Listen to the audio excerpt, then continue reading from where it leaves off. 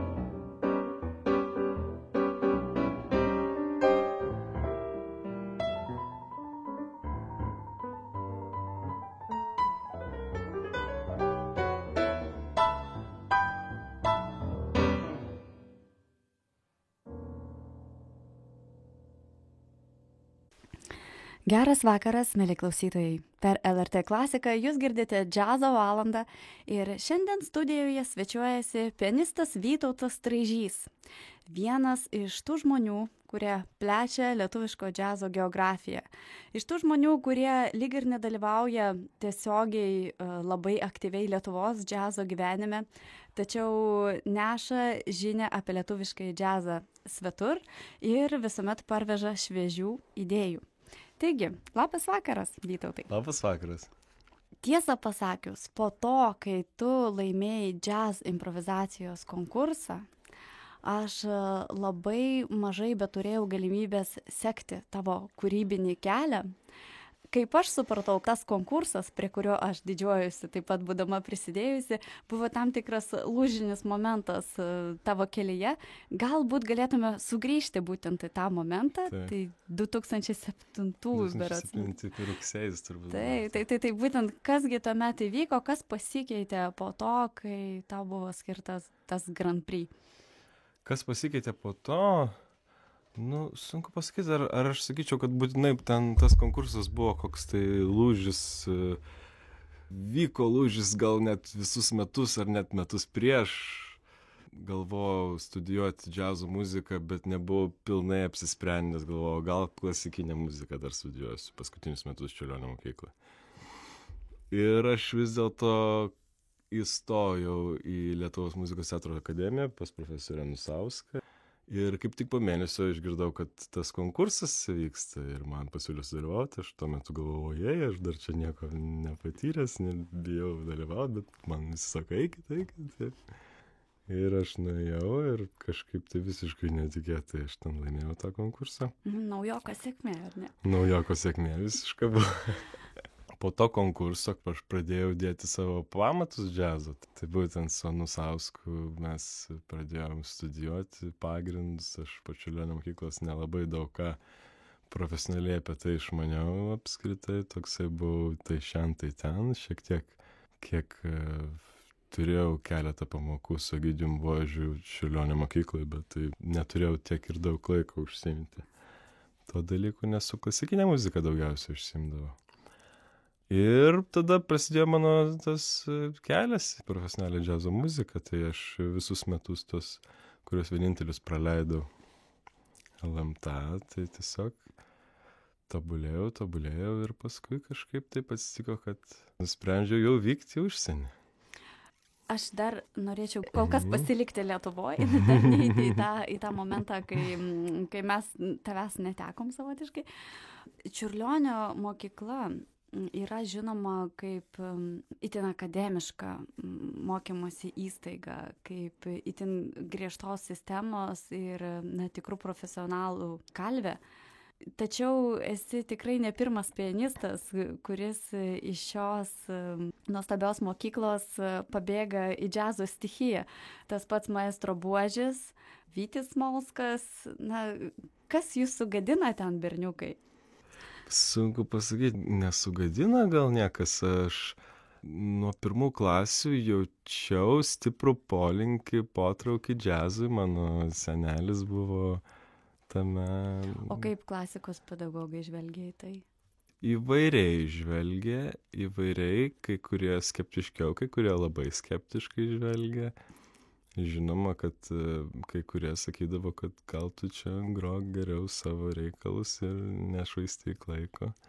Būdavo, bet aš aišku turėjau savo užsidegimą ir kai tik tai pasiteikdavo proga ir grodavau ir tą, žinoma, aš, kaip minėjau, neturėjau jokių ten profesionalių pagrindų, tai improvizavau taip, kaip man atrodė. Žinoma, senelis šiek tiek mane gal nukreipdavo, bet tik tiek. O bendraminčių ten buvo? Kokie nors džemai gimdavo? Būdavo, žinoma, kad būdavo. Tai visais laikais Čiurlionio mokykloje būdavo tokių dalykų. Aš prisimenu, kad kažkada ir Petras Geniušas pasakodavo, kaip su Daumantu Kirilausku ten dviem fortepijonais grodavo ir improvizuodavo. Ir visais laikais būdavo tokių ir irgi būdavo. Ir mano, ir aš su savo klasioku Gediminu Gefenu irgi taip pat praleisdavau laiko smagiai improvizuojant dviesi. Ir jis taip pat nuėjo džiazo keliu vėliau. Taigi, po to išvykai į Hagą. Kodėl pasirinkai būtent Nyderlandus ar būtent Hagą?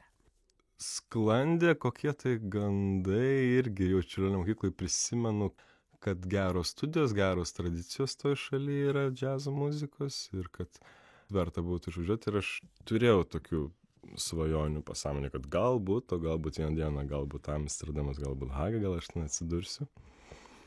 Nebuvau to tikras, bet kai jau buvo arti to sprendimo, tai prisimenu, kad susipažinau su Leonardu Pilkausku, kuris tuo metu studijavo jau 2 metus Hagoje. Ir jis man pasakė, kad ten tikrai labai gerai ir važiuok čia, jeigu turi tik tai polinkį ir užsidegimą, tai važiuok, čia tikrai geros studijos yra. Ir aš jau patikėjau ir išvažiavau, kaip tik tai buvo galimybė į stojamuosius jau ir surizikavau. Ar pasiteisino?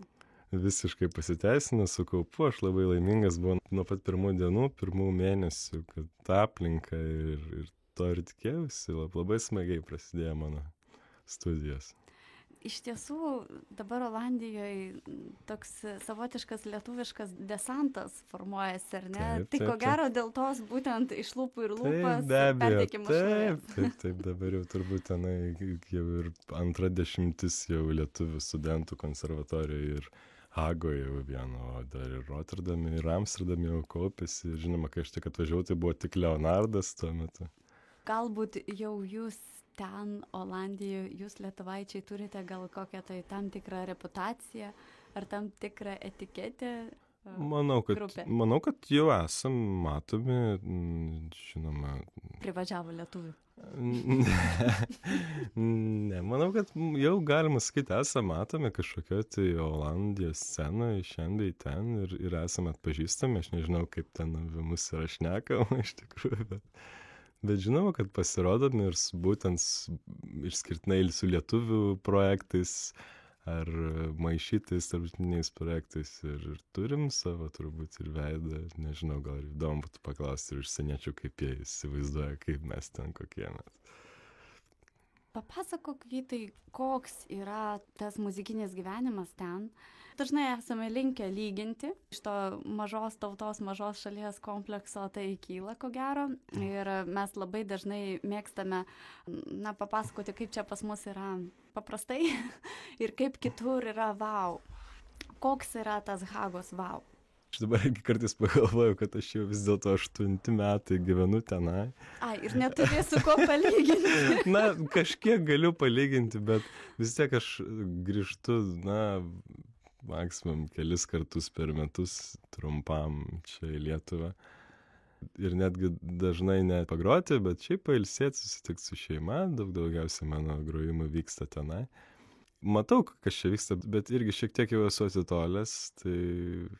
Žinoma, prisimenu, kokia buvo ta muzikinė aplinka tada, kai aš išvykau ir dabar jaučiu, kad labai ir pasikeitė jau ir labai visko daugėja, visko įvairėja, žmonės irgi jau grįžinėja, kai kurie jauni jau pagroja iš užsienio ir savo naujus tokius projektus, visokiausių įvairių naujų įkvėpimų girdžiu čia iš įvairiausių stilių ir ko anksčiau nebuvo, dar buvo visai maža ta aplinka.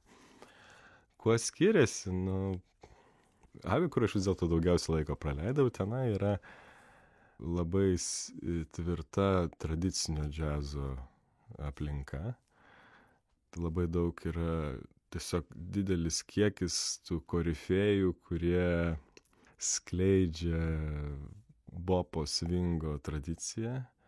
Jų tiesiog tiek daug, kad tie suvažiavę studentai iš viso pasaulio jie labai jaučia tą labai stiprią atmosferą, iš ko semėsi ir tas sudaro tą ganėtinai intensyvę tokią terpę būtent tos muzikos. Ko čia Lietuvoje turbūt yra tikrai nedaug ir dar ir šiandien aš turbūt manau, kad labai mažai. Nors jau girdžiu kartais atėjęs į jam sessioną, kad irgi jau kai kurie ir nuoširdžiau linkę ir pagroti tos muzikos ir bebopo, ir swingo, ir hardbopo ir taip toliau. Čia Lietuvoje iš tiesų yra labai sureikšmintas, pagrįstai sureikšmintas savito balso paieškos momentas. Galbūt todėl tie tradiciniai stiliai ilgą laiką nebuvo tiek smarkiai kultivuojami, kaip, sakykime, kitur. Koks tavo asmeninis kelias, tas savito balso paieškos? Kai kurie faktiškai nuo pat pradžių jau formuoja kažkokią tai savo viziją ir, tarkim, kartais kūrė iš viso muziką ganėtinai atitolusią nuo džiazo. Tavo atveju vis tiek tu sėmeisi pagrindų, tu stengiasi pasistatyti tą pamatą. Kaip judi link tos jau savito skambesio vizijos? Kokia ta vizija iš tiesų yra? Aš manau, kad man turbūt jau dabar galiu pasakyti, kad tikriausiai niekada nebuvo ir vis dar nėra prioritetas ieškoti kažkokio tai mano savito stiliaus, turiu omeny mano kažkokio būtinai tam tikro suformuoto tokio mano pažįstamo kompozicinio stiliaus ar kažko tai. Nes visų pirma, aš mėgaujuosi bet kokiais stiliais, kokiais aš, kalbant apie džiazą, kokiais aš žinau, ir free, ir bebopo, ir modernesnio, ir maišyto su klasikinė muzika įvairiausias. Ir aš labiau matau save, man svarbu atskleisti save ne per patį, ne tai, ką aš groju, bet kaip aš tai groju. Man dažniau būdavo tai svarbiau, negu kad formuoti kažkokį tai išskirtinį savo. Žinoma, kad taip irgi atsitiko savaime, aš taip pat rašiau kompozicijų ir tebe rašau kompozicijas savo ir tai yra mano be abejo toksai stilius, kurį jau ir mano kolegos atpažįsta, bet groju įvairią muziką, su įvairiais projektais labai mėgstu ir dabar pastaruoju metu gypsy jazz groju stilių su kolegom, kas man dabar buvo kiek naujo, bet labai mėgstu tai ir visiškai kitokius su Andrium Drevenčenko neseniai turėjau projektą, visiškai kitokios originalios muzikos. Bet gypsy jazzas fortepijonu. Tai yra gitarinių faktūrų imitacijos. Ne, tarkim, tai labai yra viskas suderinamas su bebopu, man atrodo, tai nebuvo kažkas tokio labai man tolimo ir sunkiai pagaunamo, bet... Man teko visiškai neseniai bendrauti su vienu olandų džiazo klausytojų, tiesiog mes buvom netyčia susitikę Jazz Cellar klube. Taip. Ir mes klausėmės Nedos Malūnavičiūtės ir Richardo Banio koncerto. Ir jis buvo tiesiog priblokštas ir man pasakė tokį dalyką, kad pas save Olandijoje, nepaisant to, kad jis yra aktyvus koncertų klausytojas, jis nėra girdėjęs nieko panašaus. Ar tai yra tiesa? Ar iš tiesų, sakykime, šalia tos tradicinio džiazo, tokios turtingos scenos, neatsiranda erdvės tokiam savitiems reiškiniams, galbūt keistiems, galbūt... Ar yra ta nemainstreaminė auditorija? Tikrai yra, bet konkrečiau, jeigu Hagoj, tai labai yra džiazo scena užkrauta viskuo, kas yra tarp swingo ir hardbopo. Šiek tiek, žinoma, ypatingai studentai, kurie yra atvykę iš kitų kraštų, jie dar formuoja tą sceną iš kažkokių tai įdomesnių tokių projektų. Bet dauguma taip yra užkrauta, tai labiau mainstreaminė muzika. Iš tiesų, kas labiau ugdė tave toje mokykloje, pedagogai ar ta tiesiog aplinka, apie kurią tu kalbėjai, be galo intensyvi? Be jokios abejonės aplinka. Pamenu ir klausiau kokį tai pokalbį tikriausiai su Augustu Baronu šnekėjai, čia ne per seniausiai. Ir buvo tavo toksai klausimas, kuogi skiriasi ta dėstymo sistema tarp Hagos, Lietuvos ir Hagos. Tai aš kaip tik pagalvojau, kad aš tikriausiai būčiau sakęs, kad ne taip jau labai ir skiriasi. Žinoma, kad tie dėstytojai Hagoj, jie išaugę tokioj nuostabioje terpėje, jie tas tradicijas, tai žino, groja su tais amerikiečiais, tai žinoma, jie labai patyrę yra. Bet iš esmės dėstymas puikus ir ten, ir čia viskas yra gerai, aš sakyčiau, ir teorija irgi, žinoma, yra tų skirtumų, bet ne tame esmė yra. Esmė yra, kame tikrai bręsta džiazo muzika Zagoje labai sparčiai, tai būtent dėl tos aplinkos, nes vis dėlto susirenka iš viso pasaulio studentų masė, kurie dega užsidegimu to noru greičiau sužinoti, jie yra talentingi, visi įkvėpti tos muzikos, visi eina viena linkme ir gėrisi tais tam mieste visą laiką grojančiais korifėjais. Tai būtent aplinka labiausiai rūkdo, kur išmokau labiausiai groti tą muziką, tai buvo jam sessionai, ansambliai, pokalbiai apie muziką po užsiminėjimo instrumentų konservatorijoje. Ir tai yra, kur atsiranda tas įgūdžiai, tie tikrai. Na ir pasiklausykime, kaip tie įgūdžiai yra ištobulinti mūsų jaunų atlikėjų. Vytauto Straidžio kompoziciją Passage to the Present atlieka jis pats, saksofonininkas Rokas Jaunius, džiazo valandoje neseniai kalbintas būgnininkas Augustas Baronas ir jo projektų ištikimas dalyvis kontrabosininkas Grigoris Teodoridis.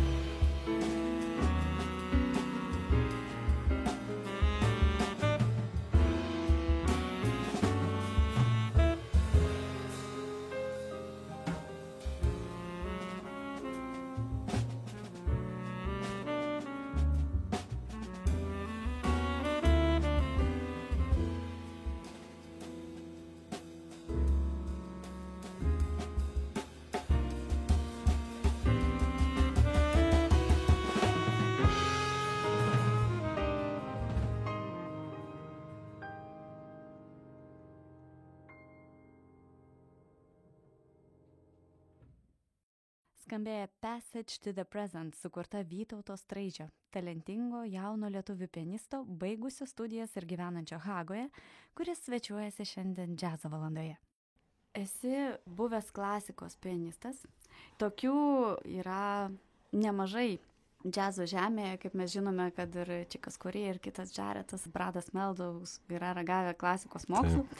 Ir ko gero mes galėtume išvardinti labai ilgą jų plejadą.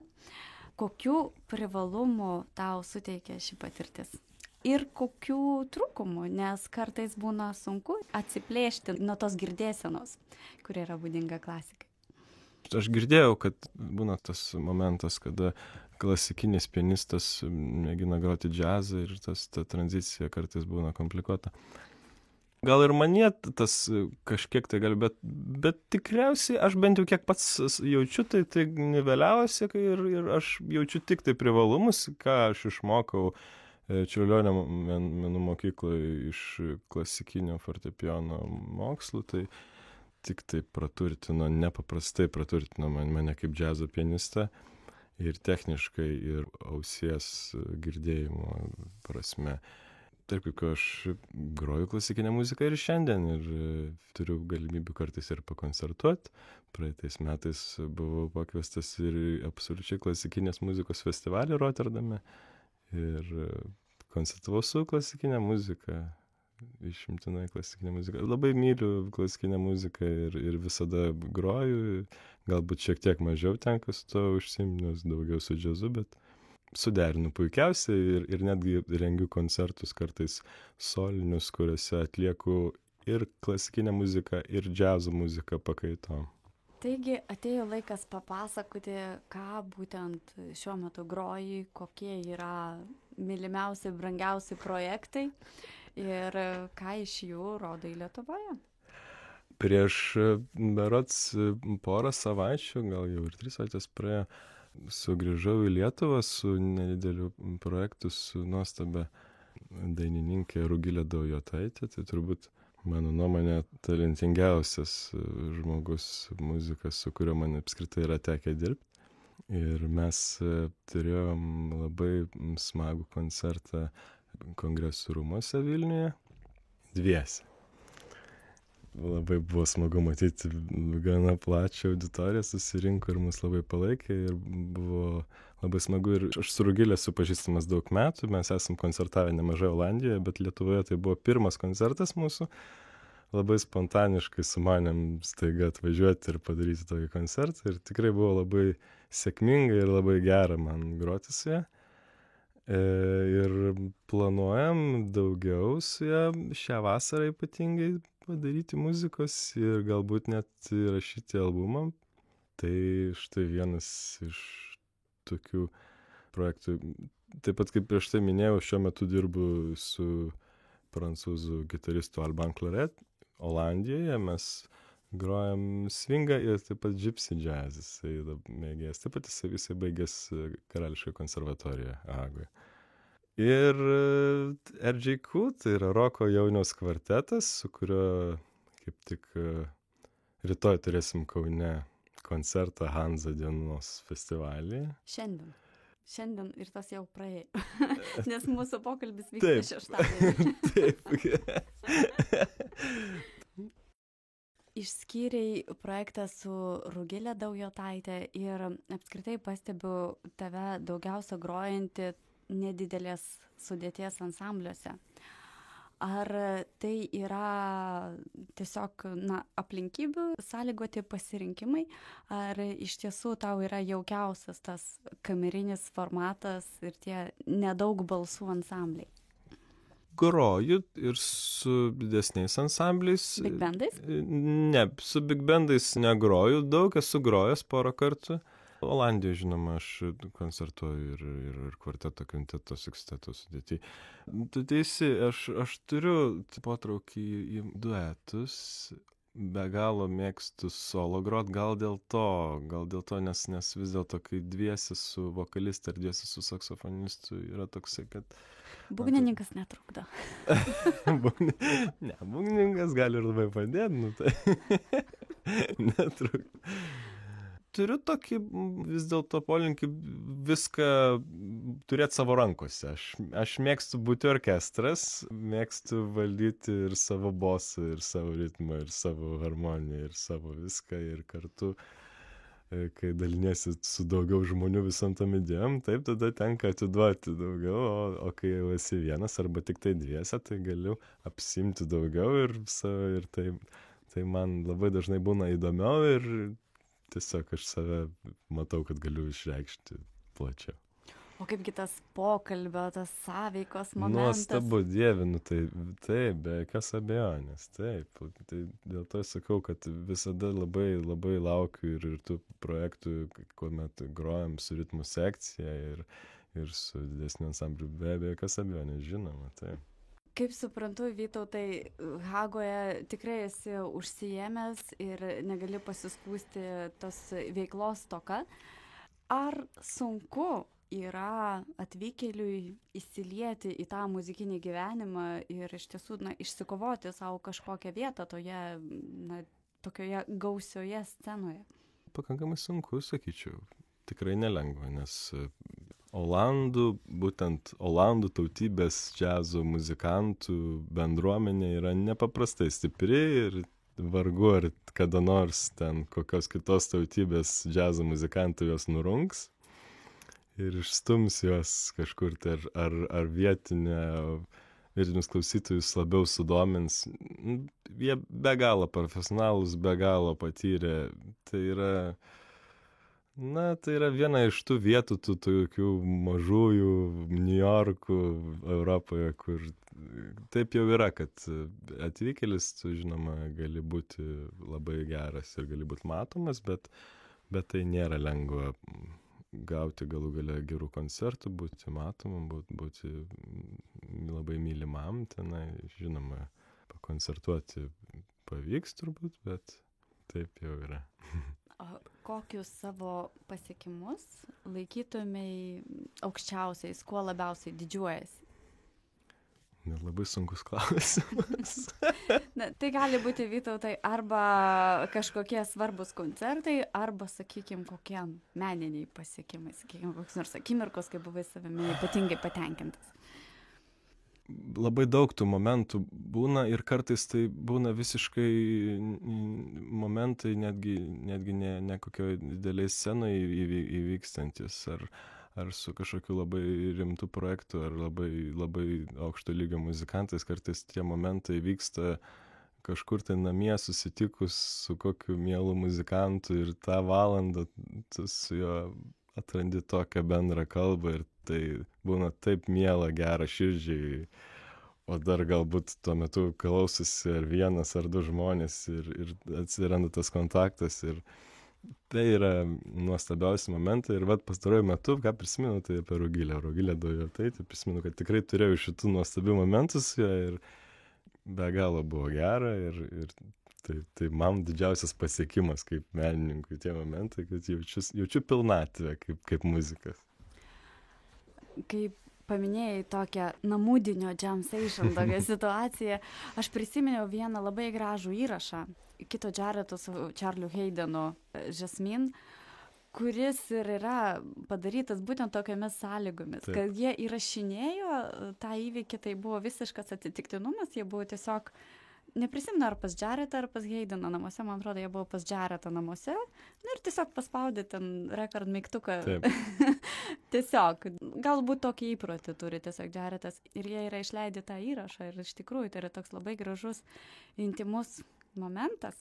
Ir pasidalinusi prisiminimu apie labai žavų įrašą, aš norėčiau tavęs paklausti, kokie įrašai ar kokie atlikėjai klausomi gyvai tave labiausiai įkvepia, kokios yra svarbiausios tos muzikinės patirtis šiuo metu anapus tavo paties veiklos.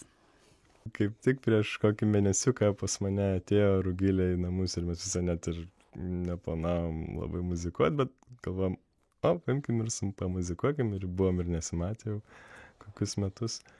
Ir kaip tik įrašėm tokį visiškai be jokių repeticijų tokį įrašą ir aš jį kaip tik šiandien atnešiau ir galėsiu duoti paklausyti, kaip tai atrodė. Man atrodo, kad tai buvo visai šaunus momentas.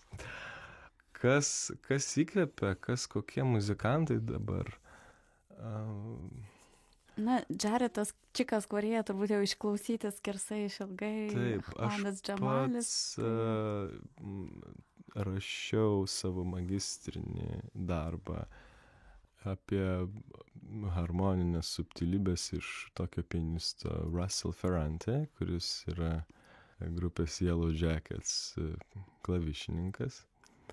Man labai brangi yra ta muzika nuo vaikystės, mano tėvai mėgo tą muziką ir aš kažkaip tai buvau gal ir atitolęs nuo jos kurį laiką, bet būtent magistrui priartėjau ir vėl nusprendžiau ją pasidomėti ir pradėjau narstyti tas harmonijas Russello ir turėjau galimybę ir su juo pasikalbėti ir susirašinėti ir susitikti ir jisai pasidalino su manim tom idėjom, nepaprastai mane įkvėpė jo muzika, ypač nauji albumai ir teko juos matyti Olandijoje porą kartų koncertuojant ir aš buvau sužavėtas jų muzika.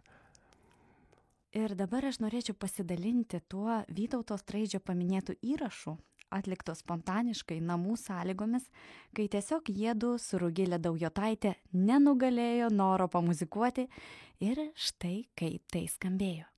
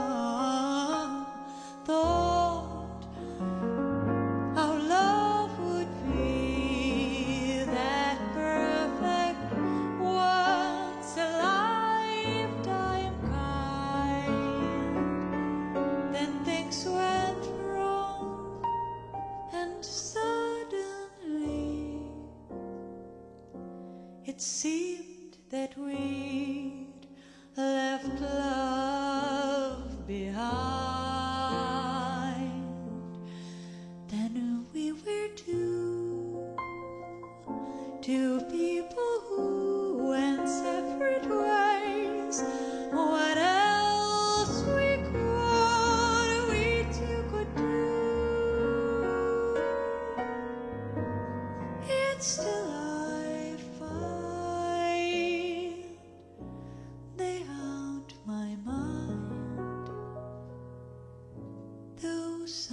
days when we were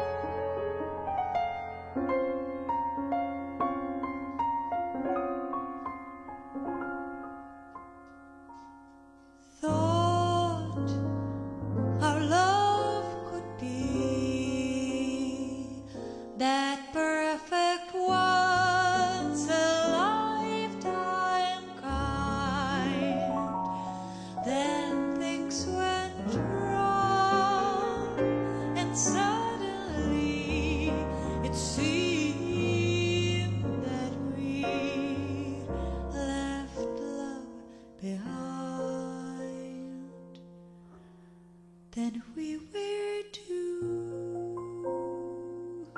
two people who went separate ways. What else we two could do? Yet still I find they haunt my mind. Those only days when we were one.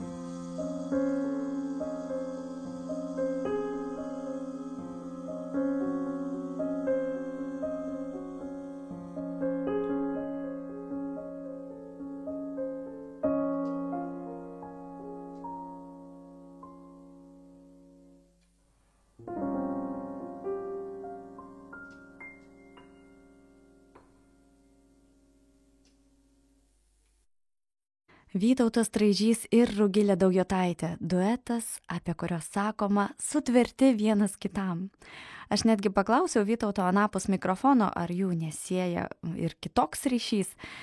Tokią meilės kupiną Vestbergo ir Vaito muziką jie atlieka nebūdami romantinėme ryšyje. Tai tik muzikos sielų giminystė. O mes su Vytautu Traižiu pakalbame dar apie šį beitą, artėjančio vasaros sezono nuotaikomis.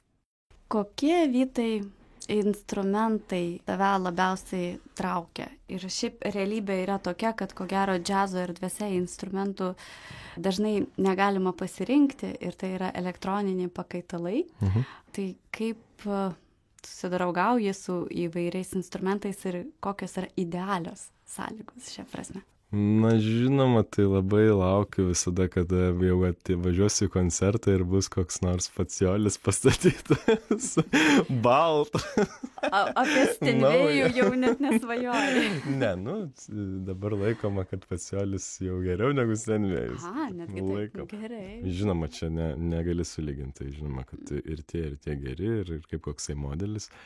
Susidraugauju, turiu dėja savo namuose Olandijoje tik tai elektroninį klavišinį instrumentą, negaliu sau leisti groti akustinį.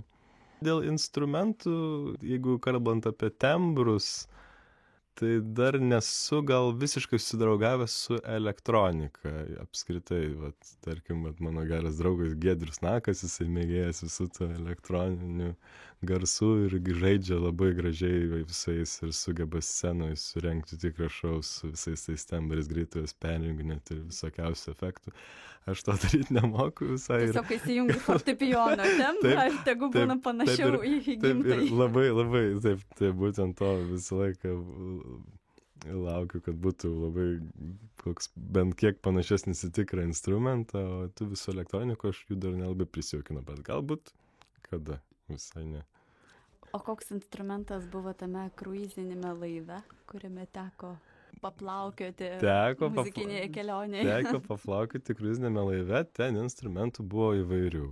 Įvairių buvo instrumentų, laivas milžiniškas, buvo 3 Yamaha fortepijonai, visiškai nauji ir tikrai labai didžiulis malonumas buvo jas groti, o kai kuriuose vietose, kur jų nebuvo, buvo Roland firmos stage piano.